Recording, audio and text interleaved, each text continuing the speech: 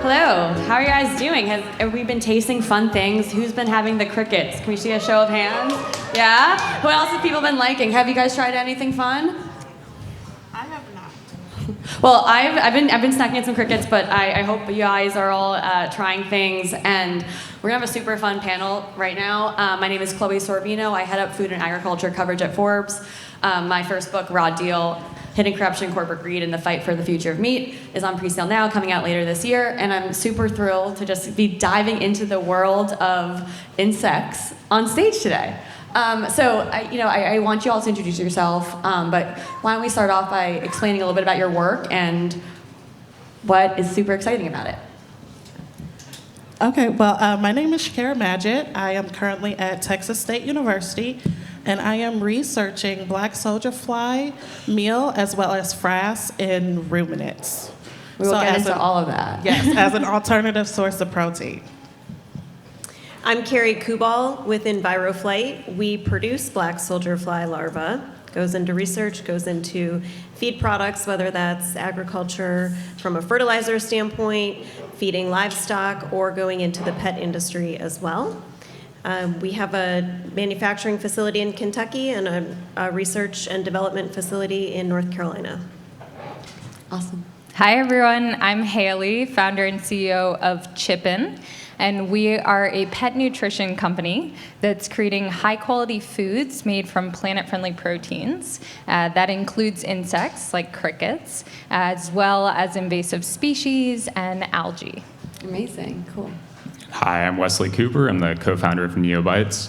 We're a local Austin company that makes dog supplements that's powered by insect protein. Okay, so insects on all these different forms, lots of animal applications for pets or livestock or even some other applications for food, but let's talk about why insects? And there's obviously all this talk about alternative proteins, all this billions of dollars of funding into cultivated meat and all these different things, but insects have been around for forever, really long time. What's so special about them? Well, for one, they're high nutritional value. They're a really good source of protein. Sustainable. We can grow millions of pounds of protein on an acre of land, so you get a lot of value and regenerative ability.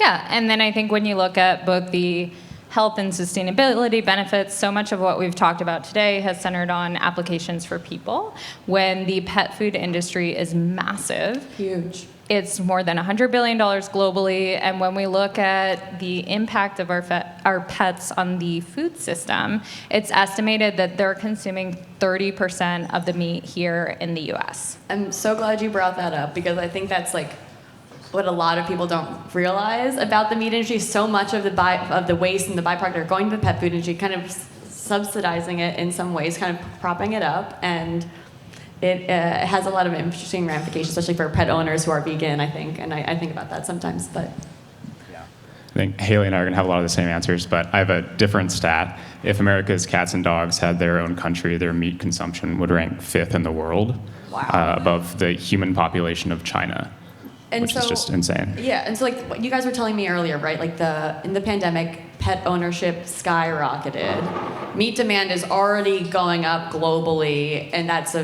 big problem for us environmentally. How do your products fill in the gaps? 9 billion people will be on Earth by the year 2050. I mean, that's crazy to think about. And, in order to feed that many people, we need to find alternative ways. So I think one of those ways is to do the research to create the products that can use alternative ingredients. And on the pet side? Yeah, so on the pet side, I think one of the things that's so exciting is we have seen for so many generations that pet food has been marketed as kind of your dog is a wolf and needs this sort of nutrition. And really, when you think about it, a Chihuahua or a Boston Terrier is not in the background or in the backyard hunting down big game. So we have the ability to couple a natural form of nutrition for our four-legged family members with a sustainable product that we all need now. Fair enough. It's an incredibly scalable solution. So, cultured meat, it's great, but it's not scalable, it's not economical. And yeah, so that's a really big opportunity for insects. Could you dig into the economics of like how your production process really works? Sure. I think Enviroflight probably has a really good insight into the production of black soldier flies. You want to take that? Sure. So you think about the life cycle of an insect compared to that of, I don't know, cattle, or even go the other way and say fish. Fish grow relatively quickly, but an insect, within 40 days, we have an insect that's gone from non-existent, an egg, all the way to processing and into pet products. So we can turn that scale very quickly. We can increase production as quickly as we need to meet the growing demand in the country. I've got so many questions about what that production actually looks like. Can you really help us visualize it? Like how many insects are in a certain area, and how big is that area at a given time, really? Yeah, so like I said, we can grow 1 million plus pounds of protein on an acre of land. Insect rearing is done indoors, so essentially you just see a giant warehouse, but inside that warehouse it's very climate controlled.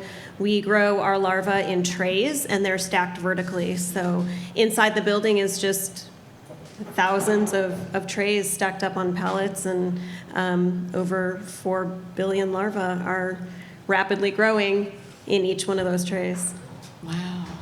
And on the cricket side, actually before founding Chippin and working on the pet nutrition application, I started with my own very small scale cricket farm. Oh my goodness. How small was it? It was about 10 by 5 feet. So it's sort of an experimental R&D farm. But one of the things that's so awesome about this is not only is it a flexible supply chain that can be scaled up really quickly, but also you have insects that are living in conditions that they would naturally select to live in. So it's a much more humane form of protein as well. Interesting. Okay, I want to bring you in and hear more about your research. So can you really explain how you're using the black soldier flies and what problems you're really trying to potentially solve for? Okay, yes. So I am currently, like I said, looking at black soldier fly meal as well as frass. And so what we did is we... Can you explain what frass is to us? Frass is the insect poop as well as the larval shedding that is left over from the process of harvesting black soldier flies. And hardly nutritional, I guess? It is actually very nutritional.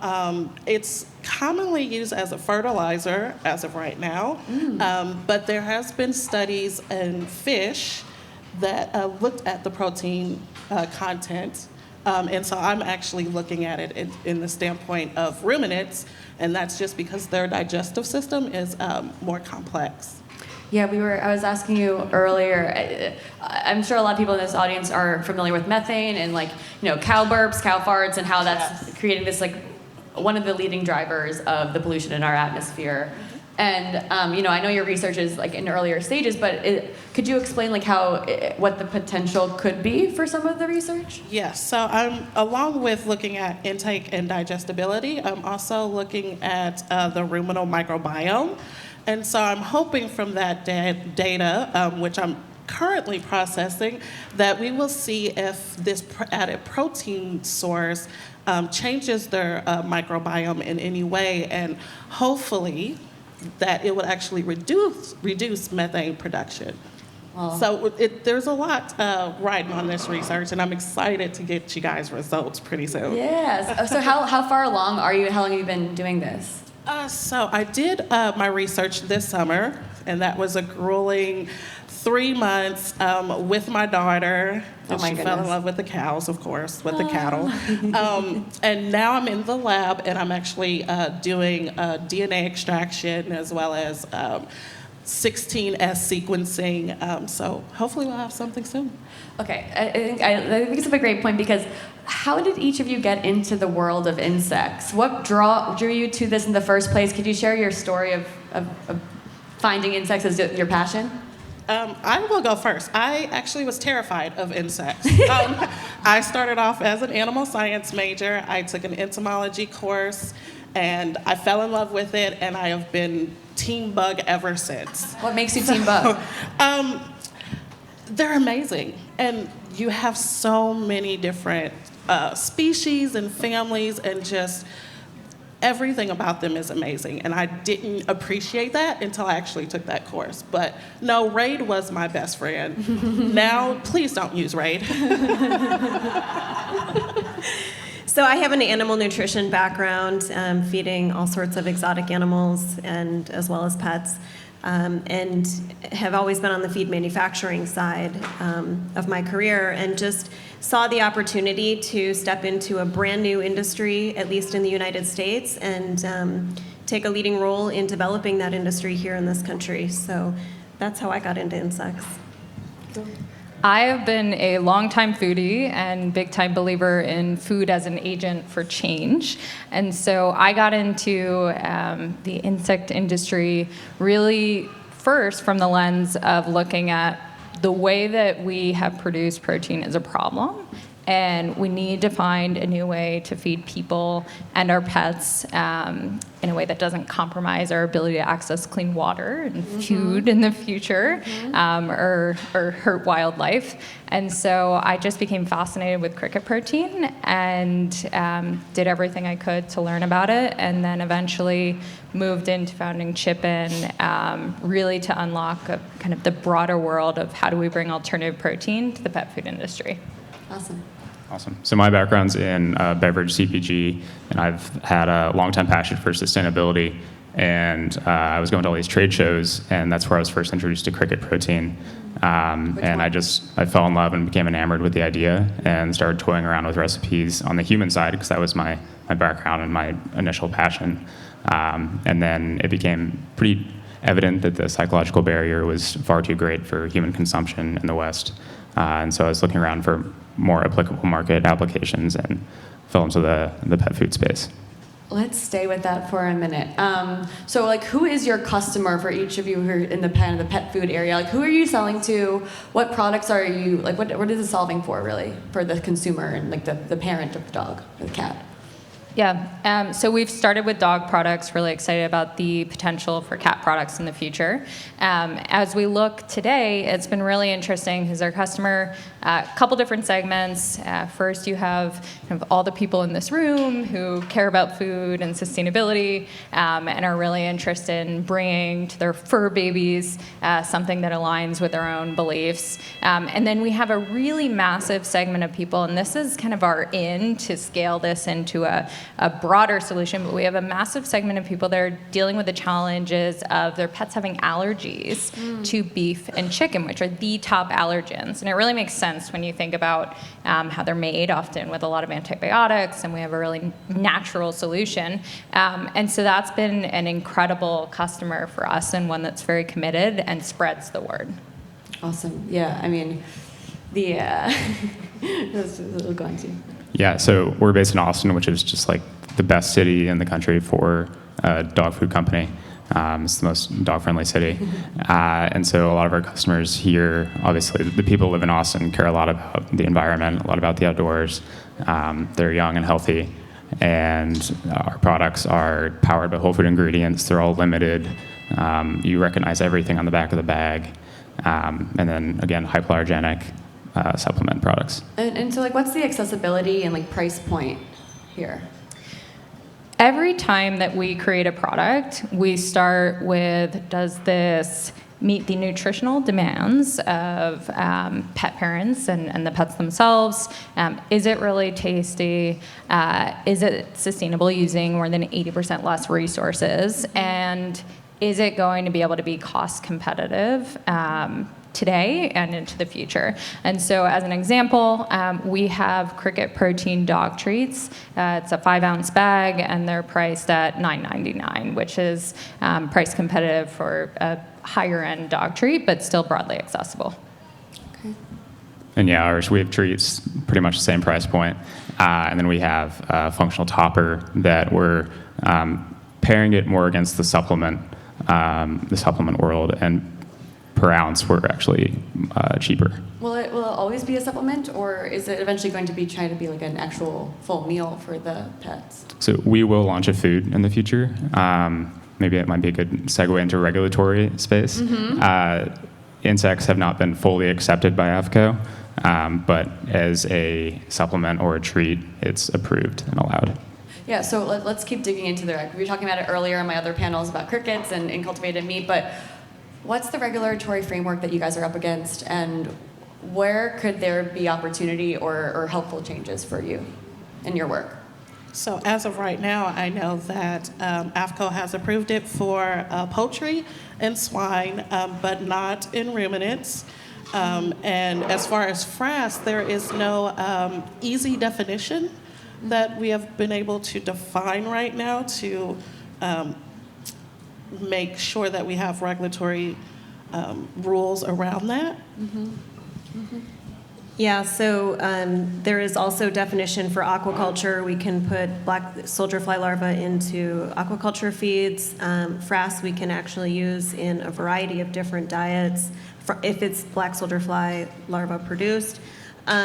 We also have adult dog definition, which is huge for this country. Along the lines of black soldier fly larva, it's used in many countries around the world. Canada is a great example. Close to home, their pets have been eating black soldier fly larvae and crickets for quite some time. Here in this country, we have the ability to use black soldier fly larvae only, and only in adult dog formulas. So as a company, Enviroflight continues to do the R&D and lead the FDA in all of these studies that are taking place to allow these ingredients to become approved. It is a lot of red tape, and it's really expensive to run these trials on an FDA scale. Could you give us like a ballpark? It really depends on the species, how long the trial runs. One of the reasons we have adult dog definition only is because we didn't go through with the length that it would take to do a full-on breeding study with dogs. You can imagine. How long would that take? It's Months? about 18 months to run that study. Yeah, and I think that's one of the things where we at Chippin are so excited about the potential to start to kind of cross-collaborate a little bit more. We've heard a lot about that today because it is so expensive to get regulatory approval, and it takes a long time. And then as we're all looking to change the food system, it takes all of us, as we like to say, chipping in. Yeah, I don't have anything else to add to that. No, you're good. So going into regulatory approval, obviously it's like a nascent industry. Obviously, it's been around for a long time, but there's still so much more it can go towards. So what else do you need to have this industry to hit that like next level of momentum and maturity? What's necessary? Well, I definitely believe it needs more research, especially if we want to really incorporate this in livestock feed.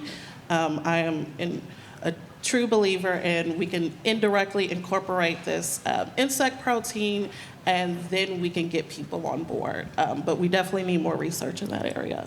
I'd love to also hear more from like your funding experience. Like, what has that been like to get?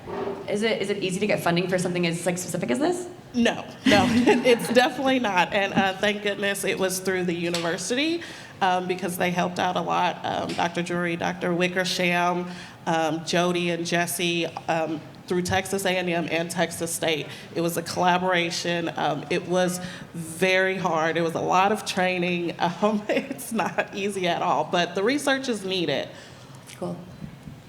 I was just going to say, in order to keep the momentum going, like cross-collaboration from startups like ourselves obviously is very important, but acceptance from big incumbents like Purina and Mars is, I think, really what's going to drive it home.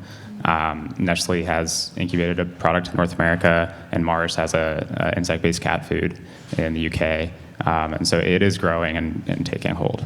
Yeah. Cool. I think that leads to supply, and maybe that's a nice segue is, without a supply of all of these ingredients readily available and produced at a price that's affordable for the manufacturers, we don't really get anywhere. So we work on building that supply, but it's kind of a, balance of supplying the ingredients and then having somebody ready to use them at the same time. Yeah, that's actually one of the reasons why for our daily dog food, We crafted it with silver carp, which is an invasive species. It's wildly overpopulated. It's about 90% of the biomass of many waterways are on the Mississippi River, and it's a threat to the $7 billion Great Lakes fishing economy and biodiversity. And for us, that was kind of an entry point for there's an abundance of supply. This is a fish we need to fish for. And it's also a way to kind of normalize the crickets and insect protein that we have in our other products, because people are very familiar with fish. So by coupling the insect products with something that's more palatable for people in some ways, we're able to drive more awareness, which is really important as well. Those invasive fish are such a huge problem, and I love that you guys are like finding a purpose for them, because it's been very hard for other folks to find other kind of like people uses for them. Can you speak to also the algae work that you're doing and how it all interrelates? Yeah, absolutely. So the model that we've crafted at Chippin is that we directly source all of our proteins, and we tap into basically strategically any source of protein that we see meets the nutrition profile, cost profile, and sustainability profile that is important in developing a best-in-class pet food. And so we're sourcing spirulina, which is an ancient blue-green algae, 55% protein, more digestible than chicken. We've done studies on it with the University of Illinois. And with that, we're able to create vegan dog treats, which for the really passionate set of vegan customers has been such a hit. How big is like that vegan dog owner market? Do you have any stats? Yeah, it's been interesting because there is not a one-to-one translation of people who are vegan and want their dogs to be vegan, which is one reason why we've been enthusiastic to share a vegan option, but we haven't made just vegan options because a lot of vegan pet parents do actually want kind of more meat type. Right. I mean, it makes sense. Like Yeah. they're still descendants of wolves, right? And a lot of vegan pet owners care either about the humane aspect or the environmental aspect. And insects are a humane protein source too. In the process, I don't actually know how black soldier flies process exactly. Let's hear more about it. But cricket is they tip them into hibernation before they're processed, so they don't feel any pain. And they live a pretty full life, happy life in an environment that they love. So it's humane, and then the environmental piece too for the vegan customer. Yeah, it was brought up earlier that these insects are grown in the conditions that are beneficial to them. And I mentioned we have 9 billion larvae in one building. If we kept them in an environment that they were not happy in, they would leave. So the trays are not, there aren't lids on them, they're just open trays. And so literally, if it's too wet or too cold or too hot, they just go find somewhere else. So it's really important that we keep them in the environment that they prefer. And then as far as processing goes, it's very quick. We at our company we use just hot air. It's a dryer, an oven, and it's as soon as they're in, that's it. So keep in mind too, these are insects. They don't have a central nervous system. Technically, they don't feel pain. That aside, we still take the precaution of what if, and so we want to make sure that they are content and happy. Could you tell us a little bit more about like what the labor in production is like for flies and insects? Yeah, that's a really interesting point. So the black soldier fly larva that we grow comes from, mealworms would be along the same lines too. They do come from eggs that are laid by flies. So in our case, the adult fly only lives for 10 days. Its sole purpose is to breed and lay eggs. It does. The flies do not eat. They do not have the mouth parts to bite or sting. They're a natural insect to 6 out of the 7 continents. Antarctica is the only location in the world that doesn't currently have black soldier flies in the wild. So we're not introducing an invasive, not native species, should they get out, which they won't, I promise. But so those flies lay the eggs, the flies are gone within their 10-day life cycle, and then the eggs hatch into the larva and they grow. Crickets are a little bit different. They do not go through the process of being a larva turning into a fly. They they come out as baby crickets and they just grow into the adult stage. And like there are workers in your plants though, like your production facilities, like how many, how and what are they really doing? And also, you know, I mean, from like mushroom production, you know, there's still like fumes. There's a lot of pollution that the workers face. Like, are there fumes here? What does that actual like industrial process look like? Yeah, really, I mean, again, they don't bite and they don't sting, so the flies really aren't an issue. The larvae also do not bite or sting. They're very focused on staying in their media, which is the frass, which is leftover food. And their sole job is to eat. They just go from, you know, tiny little nothing size to they're about 150 milligrams when we process them, which is, you can almost watch them grow. A lot of our facility is automated, so we don't have to have hands-on. We do that from a biosecurity standpoint. We want to keep everything as safe and clean as possible.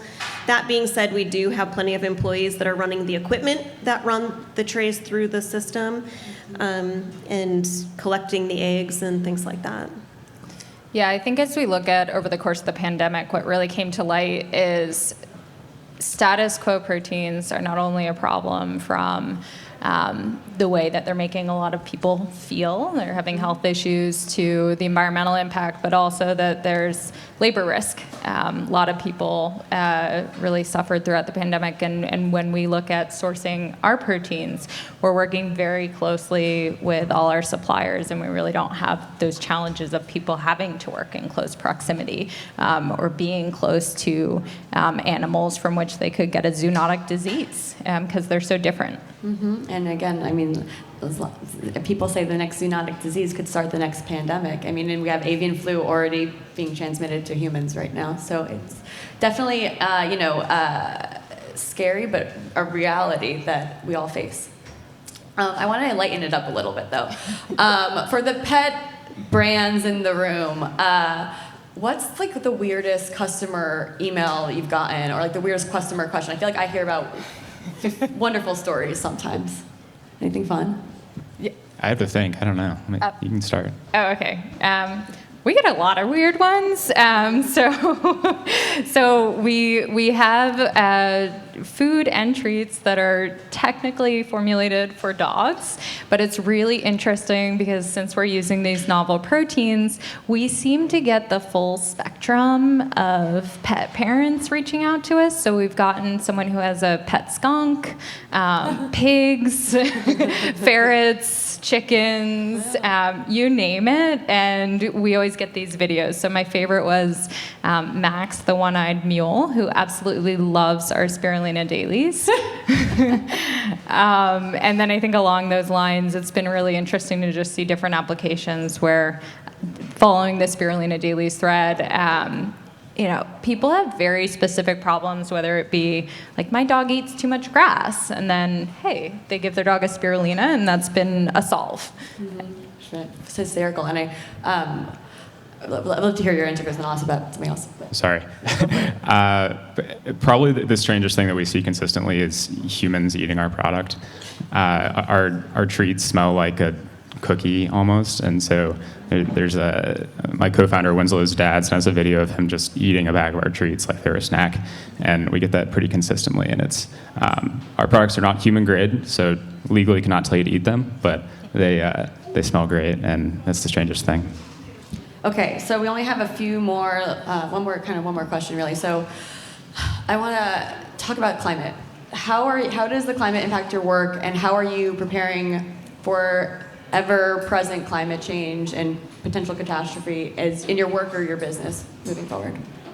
Well, for me, I just hope my research contributes to making livestock and farming of livestock more environmentally friendly, so that we can kind of reduce our impact as far as climate change goes, and so that's my hope.